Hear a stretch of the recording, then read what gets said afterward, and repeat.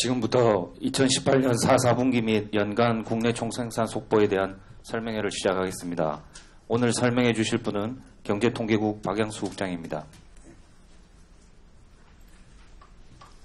안녕하십니까. 한국은행 경제통계국장 박양수입니다.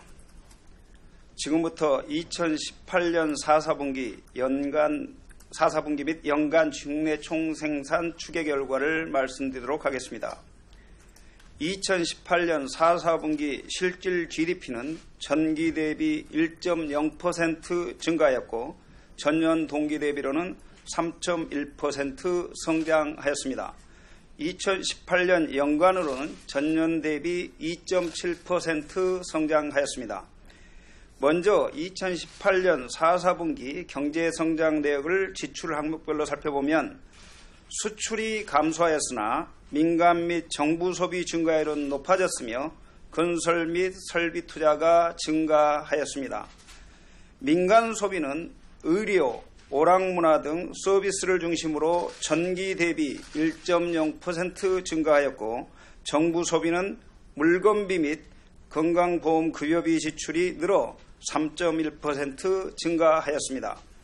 건설 투자는 비주거용 건물 건설 및 토목건설을 중심으로 1.2% 증가하였으며 설비 투자는 기계류가 줄어들었으나 운송장비가 늘어나면서 3.8% 증가하였습니다. 수출은 반도체 등 전기 및 전자기기를 중심으로 2.2% 감소하였고 수입은 원유, 석탄 및 석유 제품이 늘어나 0.6% 증가하였습니다. 보도자료 다음 페이지를 보시겠습니다. 경제활동별로는 건설업과 서비스업을 중심으로 증가했습니다. 우선 농림업은 축산물 생산이 늘어 5.8% 증가했습니다. 제조업은 자동차 등 운송장비를 중심으로 0.8% 증가하였고 전기가스 수도사업은 전기업을 중심으로 4% 증가하였습니다. 건설업은 비주거용 건물과 토목건설이 늘어나면서 1.1% 증가하였습니다. 서비스업은 정보통신업이 줄었으나 도소매 및 음식 숙박업, 보건 및 사회복지 서비스업 등이 늘어나면서 0.7% 증가하였습니다.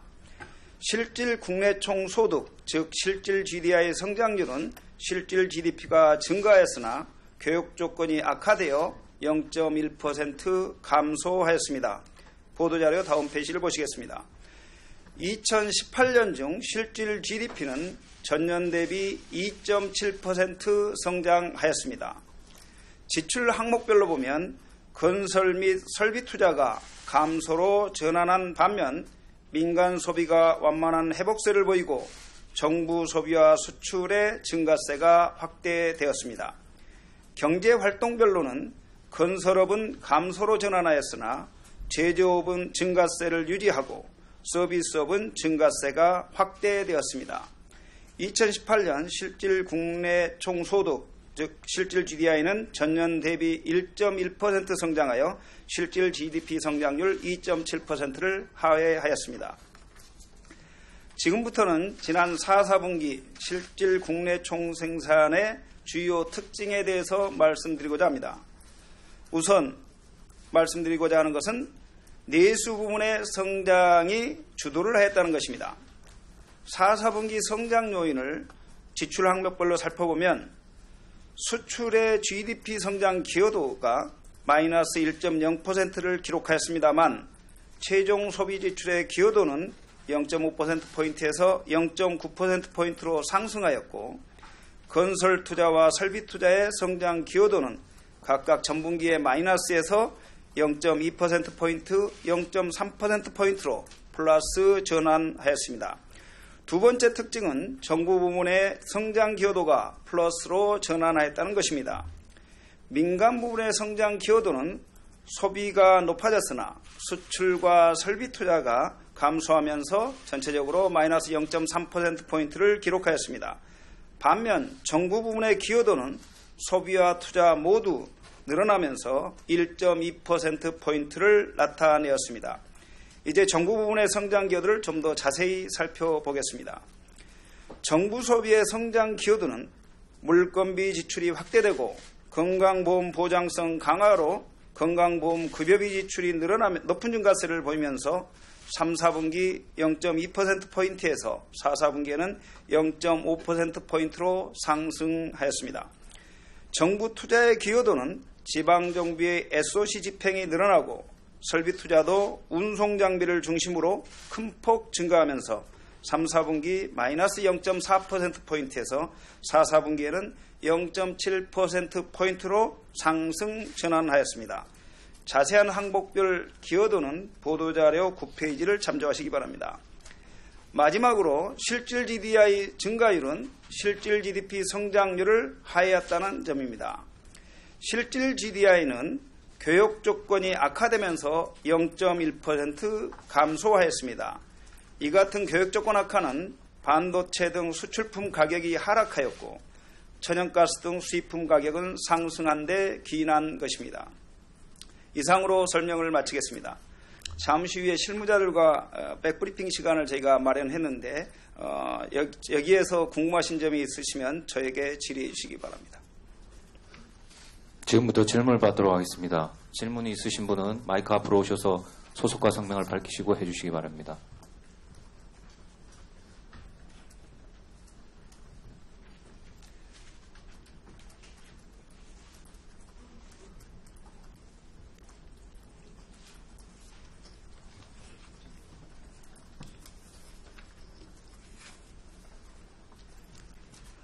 안녕하세요. 저 연합뉴스 김수현인데요. 저 연간 투자 관련해서 좀 질문 드리고 싶은데요. 지금 연간 건설 투자랑 설비 투자를 보면 작년 10월에 하는 전망치보다는 둘 다 좀 안 좋은데요. 이 좀 예상보다 좀 안 좋게 나온 이유가 뭔지 궁금하고요. 그리고 아직은 속보치 오늘 발표하신 게 속보치인데 잠정치가 이제 발표가 되면 좀 달라질 수 있을 여지가 좀 어떤 부분에서 있는지 그것도 여쭤보고 싶습니다. 네, 그 부분에 말씀드리겠습니다. 한은의 당초 전망치보다 2018년 설비 투자나 건설 투자의 실적치가 낮다고 했는데 그 부분은 당초 한은이 전망할 때 2017년에 그 상당히 높은 수준의 투자가 이루어졌기 때문에 2018년도에 조정이 이루어질 거라는 부분에서는 맞았고 그 이후에 경제의 불확실성 여러 가지 미중 무역 분쟁 그다음에 이제 중국의 경기 위축, 그다음에 브렉시트 관련 논란, 금융시장의 약간의 불안정성 이런 것들이 작동하면서 투자 부분에서 좀 더 조정이 있었지 않아 이렇게 말씀드릴 수 있겠습니다. 두 번째는 잠정치 관련 문제입니다. 저희가 지금 현재 속보치가 나오면 통상적으로 한 3월 초에 저희가 4, 4분기 잠정치를 발표합니다. 기존에는 저희가 4, 4분기 잠정치를 발표하지 않고 연간 잠정치를 직접 발표했는데 금년부터는 기준년 개편도 물려있고 그 다음에 통계의 정도를 높이기 위해서 6월로 발표하기로 되어 있습니다. 그래서 3월에는 4, 4분기 잠정치를 다소 발표하는데 추가적인 일부 자료가 있기 때문에 조정의 가능성을 완전히 배제하지는 않고 있습니다. 그것과 관련해서 한 가지 더 추가해서 말씀드리고자 하는 게 있습니다. 이번에 지금 현재 저희가 명목 GDP 이거는 발표하지 않고 3월 중에 이제 명목 GDP를 발표하게 되는데 그렇게 된다면 1인당 GNI 규모에 대해서 여러분이 궁금해하시게 될 것입니다. 현재 당시에 지금 현재 우리가 속보치를 지금 발표하면서는 명목 GDP 디플레이터가 추계되지 않아서 정확히 추계되지 않아서 국민 소득의 수준은 알 수 없습니다만 실질 경제 성장률과 환율 등을 감안할 때 2018년 중 1인당 국민 총소득은 3만 1천 달러를 상회한 것으로 계산이 되고 있습니다. 다만 저희가 지금 현재 작업하고 있는 것이 국민계정 2015년에 대해서 실측 작업을 해가지고 GDP 규모에 대해서 다시 점검을 하고 있고 플러스 2017년에 1인당 GNI가 29,745 그 정도로 높았기 때문에 GDP의 베이스가 기준년 개편으로 조정이 된다면 3만 불, 국민소득이 3만 불을 통과하는 시점에 약간 변동이 있을 수 있기 때문에 저희가 3만 점 돌파 시점이라는 것은 강조하기가 어렵고 지금 현재까지 저희가 속보로 말씀드리는 걸로 하면 31,000달러는 넘어섰다고 말씀드리겠습니다. 다음 질문 받겠습니다.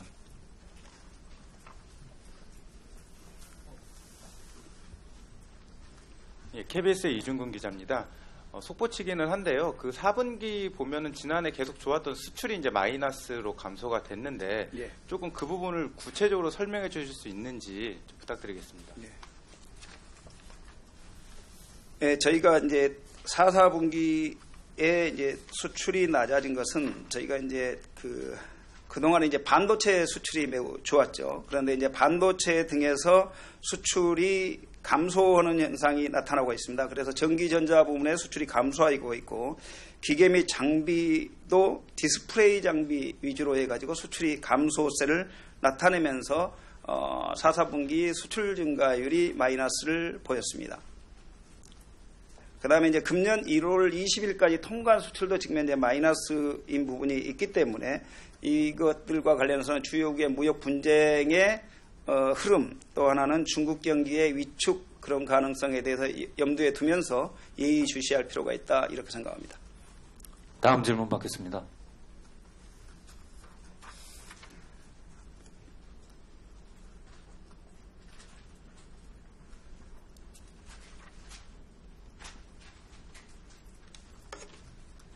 예, 안녕하세요. 저 이투데이 김남현인데요. 아까 정부 기여도가 1.2%포인트였잖아요. 이거 시계열로 보니까 2009년 1분기 1.9%포인트 이후 9년 3분기 만에 최대치던데 지금 뭐 여러 가지 SOC 사업이나 그다음에 지방선거 이후에 지방정부 집행 등 얘기하셨는데 그래도 2009년 1분기 어찌 보면 글로벌 금융위기 이후 역대 최대치로 분기 수치라는 점에서 뭔가 좀 정부에서 밀어내기를 한 거나 이런 부분들이 좀 있었는지 어떻게 판단하시는지 좀 궁금합니다. 예, 이걸 이제 4분기 성장에 대한 평가하고 연결되는 부분이어서 제가 좀 자세히 설명을 드려야 될 것 같습니다.